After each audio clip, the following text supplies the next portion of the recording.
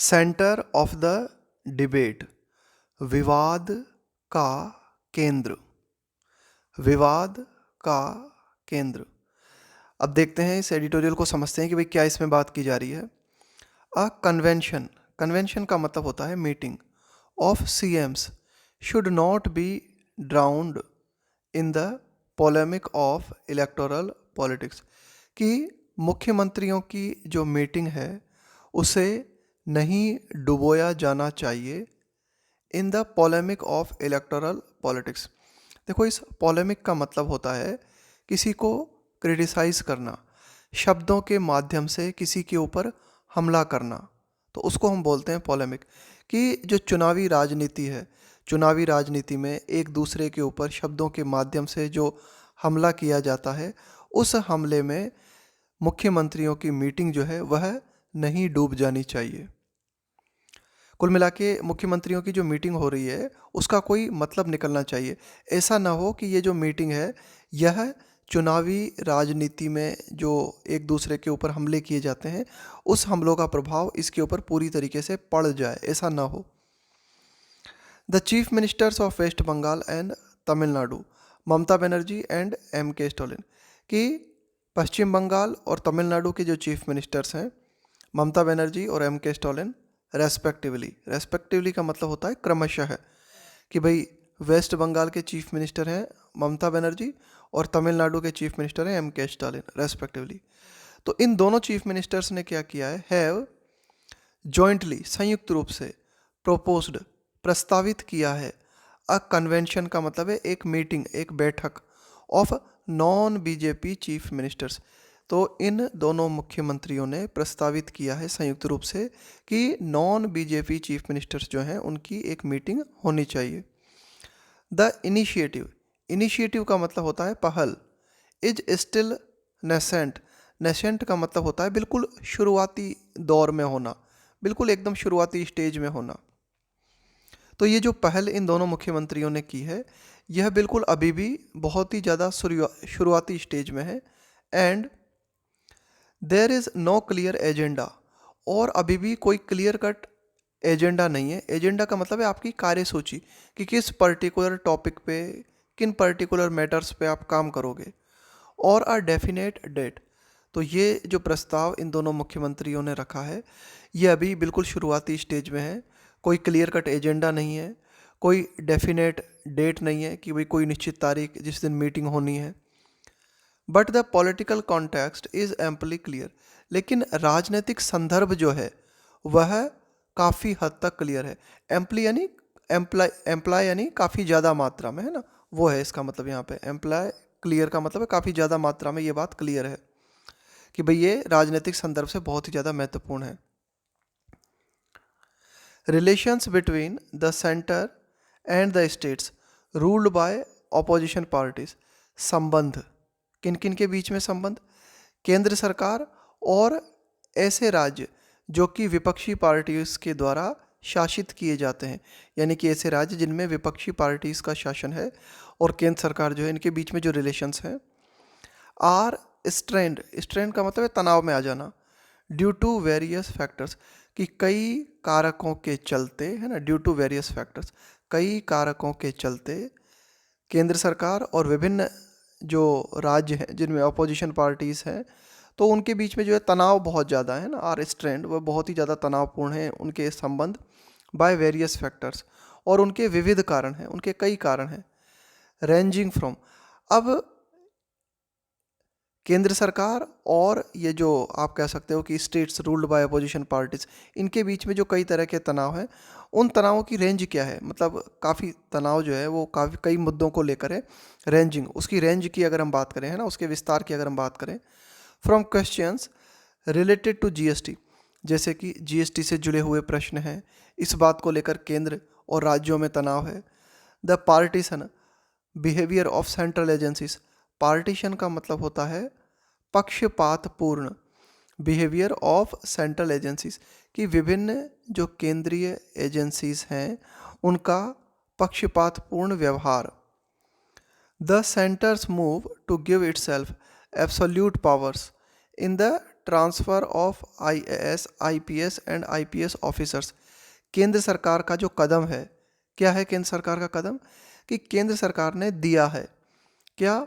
Itself absolute powers, कि केंद्र सरकार ने अपने आप को पूर्ण पावर देने की कोशिश की है इन the transfer of IAS, IPS और IFS ऑफिसर्स में, कि ये जो ऑफिसर्स हैं IAS, IPS और IFS, इनके तबादले के संदर्भ में केंद्र सरकार का जो कदम है कि केंद्र सरकार ने अपने आप को ही पूरी पावर दी है, यानी कि केंद्र सरकार ही इनका ट्रांसफ़र कर सकती है।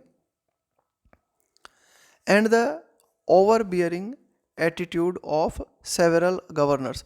ओवर बियरिंग का मतलब होता है कुछ ज़्यादा ही रौब जमाना, अपना कुछ ज़्यादा ही, है ना, बहुत ही ज़्यादा आप कह सकते हो कि ऐसा व्यवहार जो कि बहुत ही ज़्यादा एक तरीके से डिक्टेटोरियल होता है, डोमिनियरिंग, है ना, बहुत ज़्यादा आप अपना रौब दिखाना चाहते हो।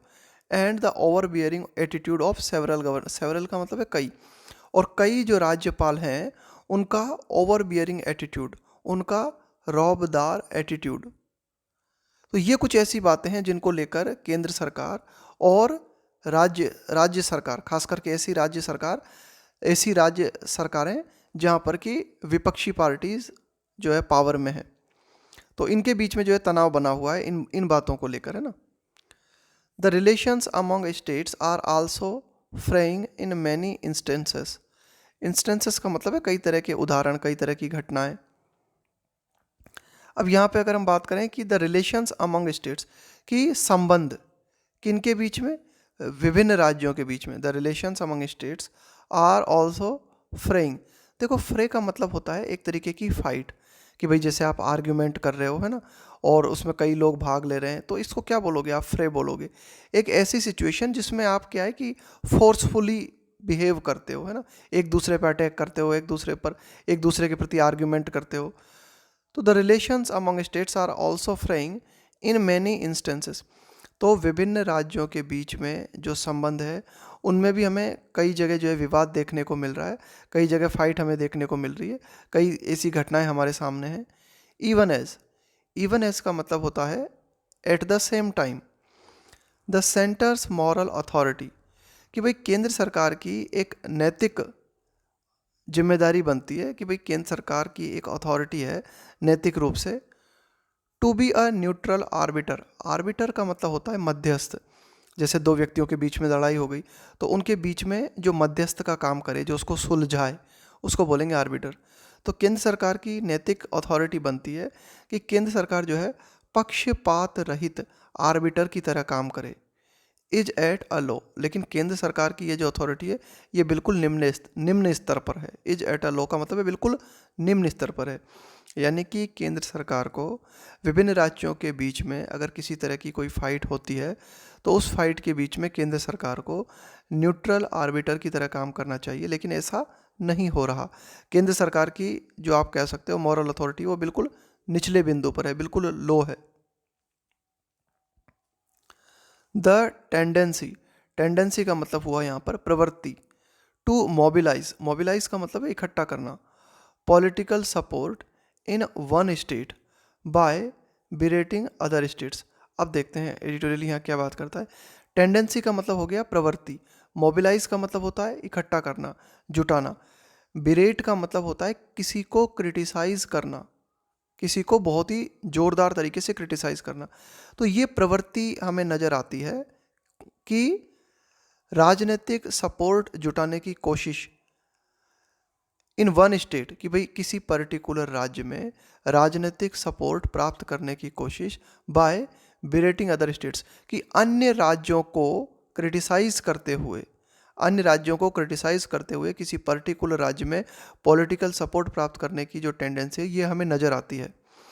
दो नॉट न्यू, एडिटोरियल कहता है कि ये इस तरह की जो टेंडेंसी है, इस तरह की जो प्रवृत्ति है, यद्यपि ये प्रवृत्ति जो है नई नहीं है, लेकिन ये जो टेंडेंसी है सीम्स प्रतीत होती है टू हैव अक्वायर्ड, कि ये जो टेंडेंसी है इसने पा लिया है, इसने प्राप्त कर लिया है an additional edge with the BJP. Edge का मतलब होता है धार, है ना, धार। An additional edge with the BJP drawing, कि बीजेपी पार्टी के मतलब बीजेपी पार्टी ने कुछ ज़्यादा ही इस टेंडेंसी को प्रचलित कर दिया है कि भाई ठीक है, ये टेंडेंसी कोई नई नहीं है कि आप एक राज्य में पॉलिटिकल सपोर्ट प्राप्त करने की कोशिश करते हो दूसरे राज्य को क्रिटिसाइज करते हुए। लेकिन ऐसा लगता है कि बीजेपी ने इस टेंडेंसी को, बीजेपी ने इस प्रवृत्ति को कुछ ज़्यादा ही अपना लिया है। To have acquired an additional edge, कि ये जो टेंडेंसी है इसे और ज़्यादा धार मिल गई है बीजेपी के साथ। क्यों? क्योंकि बीजेपी कुछ ज़्यादा ही इस टेंडेंसी को फॉलो कर रही है। Drawing its support, draw once support, इसका मतलब है अपने सपोर्ट को खींचना। From the northern and western regions, कि बीजेपी जो कि अपना सपोर्ट प्राप्त कर रही है उत्तरी और पश्चिमी क्षेत्र से। वाइल द अपोजिशन, जबकि जो विपक्ष है होल्ड्स ऑन, उसकी पकड़ बनी हुई है to the southern region in general, कि सामान्य तौर पे अगर हम देखें तो जो विपक्ष है उसकी पकड़ दक्षिणी क्षेत्र में बनी हुई है। A communal angle is occasionally added, कि भाई एक जो सांप्रदायिक एंगल है ना, किसी भी चीज़ को सांप्रदायिक तरीके से देखना, वो हो गया कम्युनल एंगल। ओकेजनली का मतलब है कभी कभार, एडेड कि कभी कभी हम ये भी देखते हैं कि सांप्रदायिक एंगल है ना, एक तरीके से सांप्रदायिक रंग भी देने की कोशिश की जाती है। एज उत्तर प्रदेश, एज यहाँ पे है जैसा कि, as Uttar Pradesh CM Yogi Adityanath did last week, जैसा कि यूपी के सीएम योगी आदित्यनाथ ने पिछले सप्ताह किया इन ब्रांडिंग वेस्ट बंगाल, केरल और कश्मीर, कि भाई केरल, वेस्ट बंगाल, केरल और कश्मीर के बारे में जो कमेंट्स मिस्टर योगी आदित्यनाथ ने किए पिछले सप्ताह, वे कमेंट्स जो थे वे एक तरीके से आप कह सकते हो कि सांप्रदायिकता से भरे हुए थे। Apparently for the high levels of political power, apparently मतलब ऐसा नज़र आता है हमें ना, ऐसा दिखाई देता है, ऊपरी तौर पर ऐसा नज़र आता है। For the high levels of political power enjoyed by, कि भाई इन राज्यों में, कि भाई ये जो वेस्ट बंगाल है, केरल है और कश्मीर है, इन राज्यों में पॉलिटिकल पावर जो है, राजनीतिक पावर जो है, वह एन्जॉयड बाय मुस्लिम्स देयर, कि भाई ज़्यादातर इन राज्यों में जो है मुस्लिम्स लोगों के द्वारा जो है राजनीतिक पावर, यानी कि राजनीतिक पावर जो कंट्रोल में है इन राज्यों में, वो है खास करके मुस्लिम्स है ना, मुस्लिम्स जो है इन राज्यों को आप कह सकते हो कि कंट्रोल करते हैं या पॉलिटिकल पावर इनके पास है ना। तो अपरेंटली का मतलब है कि भाई उन्होंने ये जो सांप्रदायिक रंग दिया, ये जो कमेंट उन्होंने किए इन राज्यों को लेकर, तो वह शायद ऊपरी तौर पर इसलिए थे, क्यों? क्योंकि इन राज्यों में जो पॉलिटिकल पावर है वह मुस्लिम्स के पास में है। इन पार्लियामेंट रिसेंटली, कि भाई संसद में अभी हाल ही में prime minister Narendra Modi and Congress leader Rahul Gandhi had a heated debate. Heated debate का मतलब है कि भाई बहुत ही जोरदार गर्म बहस हुई इन दोनों के बीच में। On the scope and limits of Indian federalism, federalism का मतलब होता है संघवाद, फेडरलिज्म का मतलब होता है एक ऐसा सिस्टम जिसके अंतर्गत केंद्र और राज्य मिलकर काम करते हैं, उसको बोलते हैं फेडरलिज्म। तो स्कोप का मतलब है संभावनाएं, और लिमिट का मतलब है कि भाई, लिमिट का मतलब है कि भाई आप क्या नहीं कर सकते है ना आपकी। तो कुल मिला के मिस्टर राहुल गांधी और मिस्टर नरेंद्र मोदी के बीच में संसद में अभी हाल ही में एक जोरदार बहस हुई। वह बहस इस बात को लेकर थी कि भाई भारतीय संघवाद जो है, इसमें क्या क्या तो संभावनाएं हैं कि भारतीय संघवाद के तहत आप क्या क्या कर सकते हो और क्या क्या इसकी लिमिट्स है, क्या क्या आप नहीं कर सकते। यानी कि इसमें केंद्र और राज्यों के संबंध के बीच में बात की गई कि भाई केंद्र सरकार जो है उसकी क्या क्या पावर है, वह राज्यों में किस हद तक हस्तक्षेप कर सकता है और किस हद तक राज्यों के पास पूरी की पूरी अपनी खुद की ऑटोनॉमी है। The autonomy of the states, देखो ऑटोनॉमी का मतलब होता है कि भाई आप अपने डिसीजन लेने के लिए स्वतंत्र हो, स्वायत्तता। The autonomy of the states in their relations with the centre dependent less on any ideological distinction. Distinction का मतलब हो गया अंतर, भेद। आइडियोलॉजिकल डिस्टिंक्शन का मतलब हो गया विचारधारा में अंतर होना, विचारधारा में भेद होना। तो यहाँ पे एडिटोरियल बात करता है कि विभिन्न राज्यों में जो ऑटोनॉमी है in their relations with the centre, तो ये ऑटोनॉमी जो है डिपेंड करती है किस चीज़ पर, कि भाई केंद्र सरकार से उनसे कैसे संबंध है ना, केंद्र सरकार से उनके कैसे संबंध है। The autonomy of the states in their relations with the centre depended less on any ideological distinction between parties than on the nature of power sharing among them. Editorial कहता है कि भाई जो विभिन्न राज्य हैं उनके केंद्र सरकार के साथ संबंध कैसे हैं। अगर किसी राज्य के केंद्र सरकार के साथ संबंध अच्छे हैं तो उसे ज़्यादा ऑटोनॉमी मिल जाती है, और अगर कोई राज्य है उसके केंद्र सरकार के साथ संबंध ठीक नहीं है तो उसकी ऑटोनॉमी कम करने की कोशिश की जाती है। जबकि ये ऑटोनॉमी किस बात पर डिपेंड करना चाहिए, ये ऑटोनॉमी डिपेंड करना चाहिए विचारधारा पर, विचारधारा में अंतर पर। लेकिन ऐसा नहीं है कि भाई आइडियोलॉजिकल डिस्टिंक्शन बिटवीन पार्टीज़, कि विभिन्न जो पार्टीज़ हैं उनके बीच में वैचारिक मतभेद कितने हैं, इस बात पे डिपेंड करनी चाहिए ना ऑटोनॉमी, अगर कोई अंतर आ रहा है तो। लेकिन बजाय उसके होता क्या है, then on the nature of power sharing among them, कि भाई ये डिपेंड करती है कि पावर शेयरिंग कैसी है उनके बीच में, है ना, पावर शेयरिंग स्ट्रक्चर क्या है उनके बीच में। When the government at the centre is dependent on regional parties for survival, कि when the government at the centre, कि केंद्र में जो सरकार है, इज डिपेंडेंट ऑन, वह अगर निर्भर होती है regional parties for survival. Survival का मतलब है अपने अस्तित्व को बनाए रखना, कि अपने सर्वाइवल के लिए अगर केंद्र सरकार रीजनल पार्टीज़ पे डिपेंड करती है तो it is more accommodative. Accommodative का मतलब क्या होता है, एडजस्ट करना, है ना, अपने आप को एडजस्ट करना टुवार्ड्स, की ओर, द एस्पायरेशंस। एस्पायरेशंस का मतलब है कि भाई आप क्या पाना चाहते हो, आपकी क्या महत्वाकांक्षाएं हैं, ऑफ कॉन्स्टिट्यूंट ग्रुप्स। तो एडिटोरियल कहता है कि अगर केंद्र सरकार रीजनल पार्टीज़ के ऊपर डिपेंड करती है तो वह ज़्यादा अकोमोडेटिव अप्रोच अपनाती है, अपने आप को एडजस्ट करती है, जिन पार्टीज से मिलके वह बनी हुई है ना, तो उनका जो है सम्मान करती है, उनकी एस्पायरेशंस का जो है सम्मान करती है। लिंग्विस्टिक, क्षेत्रीय विविधता हो सकती है, धार्मिक विविधता हो सकती है, प्रजातीय विविधता हो सकती है, और पॉलिटिकल जो है एस्पायरेशंस हो सकती हैं। तो इनके प्रति केंद्र सरकार सम्मान दिखाती है अगर केंद्र सरकार में इन रीजनल पार्टीज़ का रोल है। लेकिन the 2014 victory of the BJP, कि बीजेपी की 2014 की ये जो जीत थी, brought an end, bring an end का मतलब है समाप्त कर देना, टू द कोलिशन का मतलब है गठबंधन, गठबंधन युग, इरा का मतलब होता है युग, that had lasted for 25 years, कि पिछले 25 सालों से ये जो गठबंधन युग चला आ रहा था, यानी कि गठबंधन सरकारें चली आ रही थी, तो बीजेपी की जो विक्ट्री हुई 2014 में, इसने इस कोलिशन इरा को समाप्त कर दिया। द करंट अपहीवल, अपहीवल का मतलब होता है उथल पुथल, among parties in power in states is related to larger questions.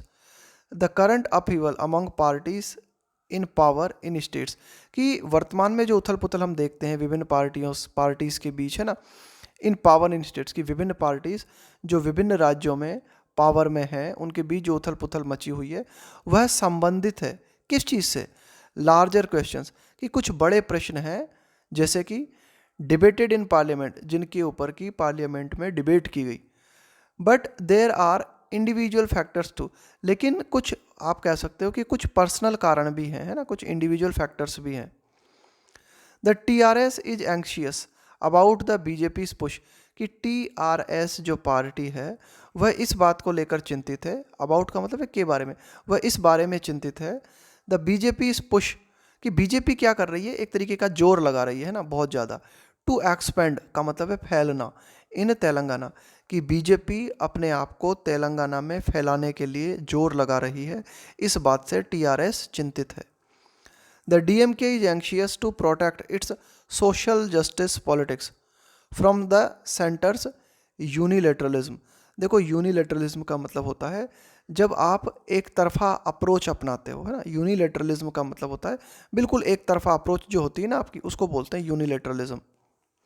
तो DMK जो है इस बात को लेकर चिंतित है, किस बात को, कि DMK जो है बचाना चाहती है किस चीज़ को, सोशल जस्टिस पॉलिटिक्स, की सामाजिक न्याय से जुड़ी हुई जो राजनीति है ना, लोगों के बीच में जो है वेलफेयर स्कीम्स लेके आना लोगों के कल्याण के लिए, तो इस तरह की सामाजिक न्याय से संबंधित जो पॉलिटिक्स है उसको लेकर डीएमके चिंतित है। क्यों? क्योंकि केंद्र सरकार जो है ना एक तरीके से यूनिलेटरलिज्म अपनाने की कोशिश कर रही है। यूनिलेटरलिज्म का मतलब होता है बिल्कुल एक तरफावाद। द टीएमसी पार्टी की अगर हम बात करें, दो यद्यपि हालांकि इट इमर्ज्ड विक्टोरियस, इसको जो है जीत हासिल हुई। इमर्ज का मतलब होता है उभर के सामने आना, विक्टोरियस का मतलब है जीत जाना।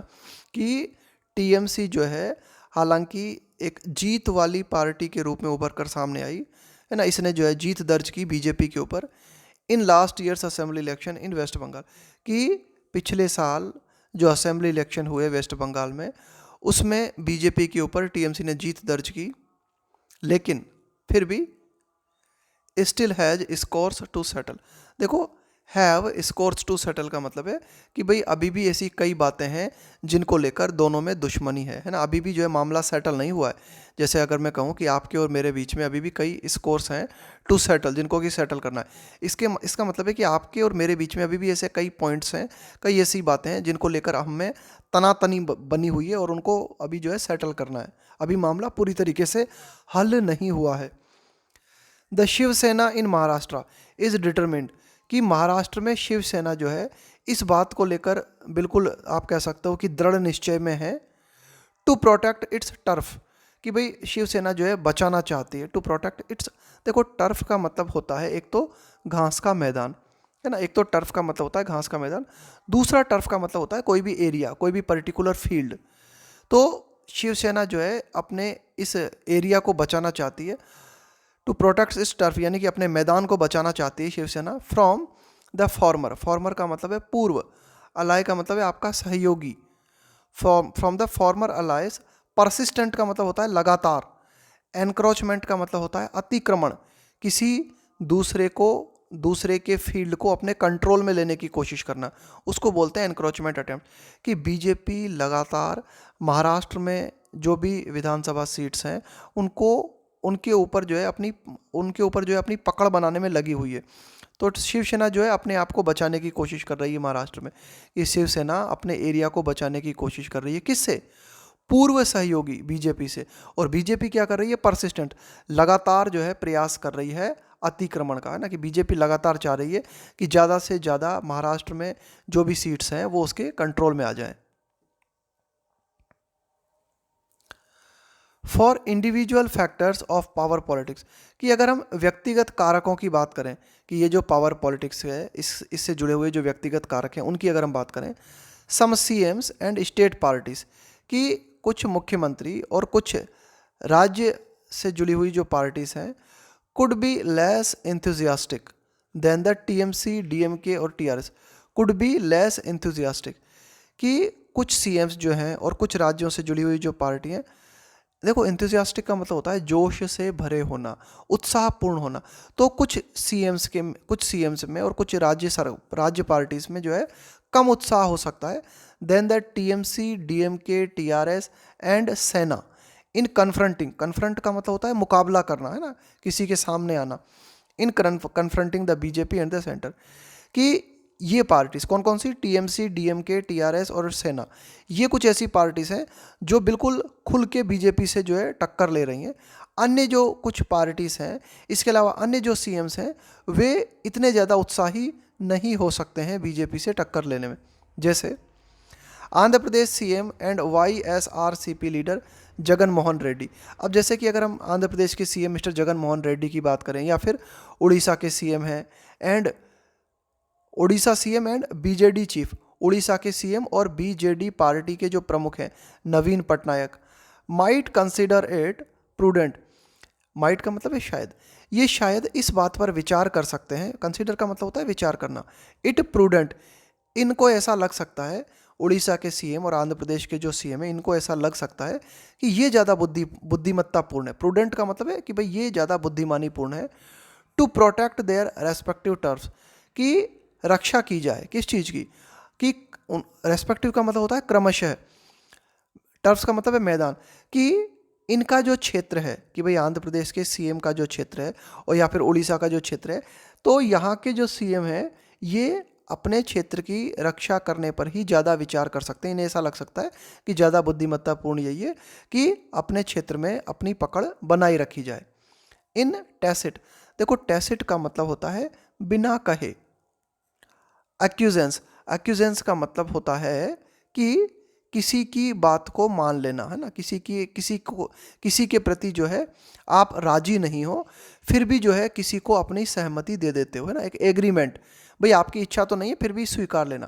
देखो टैसिट एक्यूजेंस का मतलब क्या हुआ विथ द बीजेपी, कि भाई ये क्या समझते हैं कि आंध्र प्रदेश के सीएम और खास करके उड़ीसा के सीएम की अगर हम बात करें तो इन्होंने बीजेपी को बिना कहे सहमति दे रखी है। टैसिट का मतलब होता है बिना कहे, बिना बोले। और एक्यूजेंस का मतलब हो गया, एक्यूजेंस का मतलब हो गया, एक्यूजेंस का मतलब हो गया कि आप राजी तो नहीं हो, आप अनिच्छुक हो, आप विलिंग तो नहीं हो, लेकिन फिर भी आप अपना एग्रीमेंट दे देते हो। तो इन्होंने एक तरीके से आप कह सकते हो कि इन्होंने बिना कहे बीजेपी को एक अपनी सहमति सी दे रखी है ना, यानी कि ये बीजेपी को कन्फ्रंट नहीं करना चाहते ना, बीजेपी से आमना सामना नहीं करना चाहते ये दोनों सीएम। अ कन्वेंशन का मतलब है meeting of the CM's can articulate, articulate का मतलब होता है स्पष्ट तरीके से कहना किसी बात को।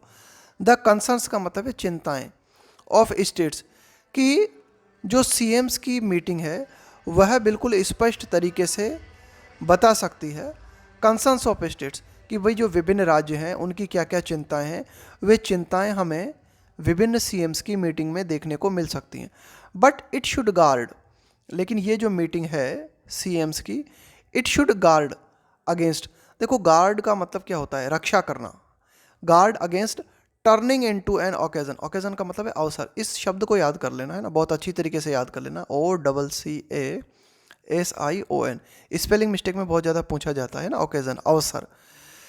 कि ये जो मीटिंग विभिन्न सीएम्स की होगी, ये मीटिंग जो है एक ऐसे अवसर में ना बदल जाए, टर्न इनटू का मतलब है तब्दील हो जाना, कि यह मीटिंग ऐसे अवसर में ना बदल जाए फॉर काउंटर प्रोडक्टिव। देखो काउंटर प्रोडक्टिव का मतलब है कि प्रोडक्टिव का मतलब क्या होता है, जिसका कुछ फल निकले, है ना, जो उत्पादक हो। काउंटर प्रोडक्टिव का मतलब होता है having the opposite of the desired effect, कि जो इफेक्ट आप चाहते थे उसका उल्टा इफेक्ट आ जाए, उसको बोलेंगे काउंटर प्रोडक्टिव। पॉलेमिक का मतलब मैंने आपको बताया था ना, 2 बार आ गया ये शब्द, शुरुआत में भी आया था पॉलेमिक। पॉलेमिक का मतलब होता है किसी की शब्दों के माध्यम से आलोचना करना, है ना, किसी को क्रिटिसाइज करना, वर्बली क्रिटिसाइज समवन, इसको बोलते हैं पॉलेमिक। रूटेड इन इलेक्टोरल कैलकुलेशंस, कि भाई जिनकी जड़ें जमी हुई हैं। देखो राजनीतिक समीकरणों को अगर ध्यान में रख के, ऐसा नहीं होना चाहिए भाई, ये जो मीटिंग होने वाली है, अगर इस सीएम्स की मीटिंग होती है तो ये मीटिंग जो है कहीं ऐसा ना हो कि इलेक्टोरल कैलकुलेशंस को ध्यान में रखते हुए, राजनीतिक समीकरणों को ध्यान में रखते हुए ये मीटिंग कहीं ऐसा ना हो कि पॉलेमिक में बदल जाए, है ना, यानी कि इस मीटिंग में ऐसा ना हो कि वर्बली क्रिटिसाइज किया जाए, और ऐसा ना हो कि ये मीटिंग जिस उद्देश्य के लिए की जा रही है उसका उल्टा फल आ जाए, है ना, काउंटर प्रोडक्टिव ना हो जाए ये मीटिंग। तो इस बात के प्रति जो है गार्ड करना जरूरी है ना, इस बात का ध्यान रखना जरूरी है। तो फाइनली एडिटोरियल कहता है कि convention of the CM's can articulate the concerns of state, कि सीएम्स की जो कन्वेंशन है वह स्पष्ट तरीके से विभिन्न राज्यों की चिंताओं को बता सकती है, लेकिन इस कन्वेंशन को अपने आप को बचाना चाहिए कि कहीं ये जो कन्वेंशन है तब्दील ना हो जाए एक ऐसे अवसर में जिसका कि उल्टा फल निकल जाए, है ना, कि भाई जिस डिज़ायर्ड रिजल्ट को आप पाने की कोशिश कर रहे हो उसका उल्टा फल ना आ जाए, है ना, कहीं ऐसा ना हो जाए कि चुनावी समीकरणों में, है ना, कि भाई है ना, counterproductive polemic rooted in electoral calculation, कि भाई ये जो वर्बली अटैक क्यों किए जाते हैं एक दूसरे के ऊपर, उनकी जड़ें कहाँ होती हैं, उनकी जड़ें होती हैं एक दूसरे को क्रिटिसाइज किया जाता है राजनीतिक रूप से, तो वो इसलिए किया जाता है वोट पाने के लिए ना, इलेक्टोरल कैलकुलेशंस को ध्यान में रखकर। तो ऐसा ना हो जाए इस मीटिंग के संबंध में।